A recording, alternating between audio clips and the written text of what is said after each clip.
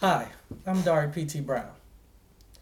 I've been traveling the city of Detroit discussing proposal asks with many people. Some of the discussions I've had with some people are we need new schools. Our children need new schools. I understand that discussion. I understand emergency financial manager Robert Bob is going around saying why proposal S is necessary, how it's cost free in some ways. He's been saying. However, the truth of the matter is we will still be paying taxes on proposal S. Nothing in life is free, and I for one do want our kids to have new schools, but the timing right now is not right. Look around your neighborhoods in Detroit. Ask yourself this question: why do you see vacant lots? Why do you see many houses boarded up that just 4 years ago, 5 years ago, or even last month had people staying in them? The reality is, it's the taxes in the city of Detroit that we can't afford. The continuation of continuously paying taxes on bond proposals for building new schools and remodeling other schools up until 2039 or beyond is ridiculous.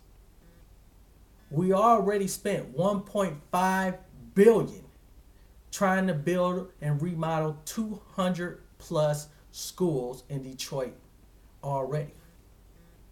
And that was supposed to be set to expire in 2011. Now Robert Bob comes to us telling us let's pass proposal S to rebuild or remodel to build or remodel 18 schools in DPS for 500 for 540,000 dollars. Do the math, people. Does that sound right? And then if you really think about the 1994 bond proposal, how much of that money was abused, mismanaged, come on, and misused. Many of the funds used on that bond proposal were used on schools that are currently closed. McKenzie ring a bell, Coreyville, just to name two. But there are many others. There are nearly 50 plus schools that have been closed in DPS since the bond proposal was passed, and many of those schools had renovations done to them. But now they're closed. What happened to the equipment? The buildings, some of those buildings have been sold off to charter schools. So charter schools are reaping the benefits that we as taxpayers in Detroit paid for to remodel Detroit public schools. So maybe us paying for new schools is not the answer.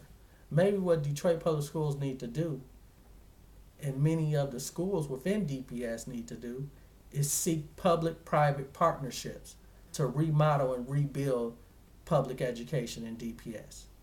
Stop putting it on us, the taxpayers. Stop putting it on the home renters, the business owners. Taxes right now are too high as is. We can't afford it, Detroit. New schools don't improve our education system. New schools won't give better morale for our students. What will give better morale is better resources, better teachers, educating our youth.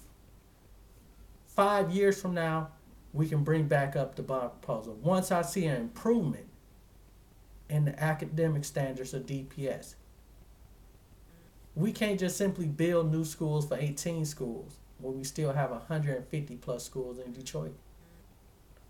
In Detroit public schools, I should say. So what about the other 150 schools? What do we do about those? Do we continuously every year pass new bond proposals so we can continuously build or remodel 18 new schools? Because if you really look around it, a lot of our schools do need renovations. They do need improvements. But should it be on the taxpayers and future taxpayers to be doing this to us when at a time we don't know who's going to lead DPS? So on November 3rd, mark my words, vote no on Proposal S. We can't afford it, the timing's not right, and plus, we don't know who's going to lead DPS into the future. Those jobs that they're promising, who's going to get them? The jobs that this bond proposal is supposed to create, who's going to get them? Detroit has nearly a 30% unemployment rate. So how many of those jobs, 11,000 plus jobs, are going to go to Detroiters?